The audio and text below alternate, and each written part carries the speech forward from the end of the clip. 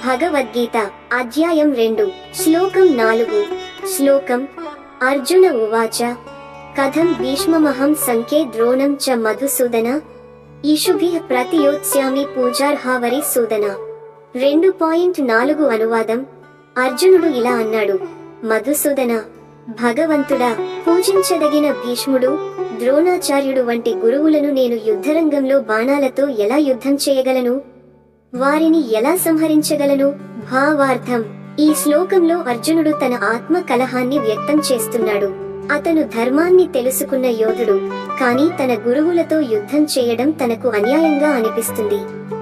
వారు తనకు పూజ్యులు, భక్తితో గౌరవించదగినవారు.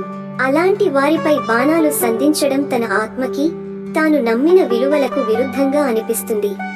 తాత్విక విశ్లేషణ: ఇది కేవలం యుద్ధరంగంలో నడిచే సంభాషణ మాత్రమే కాదు, మన జీవితాల్లో కూడా కొన్నిసార్లు ధర్మం పేరుతో మనకు ప్రేమగా ఉండే వారి పట్ల కఠిన నిర్ణయాలు తీసుకోవాల్సి వస్తుంది.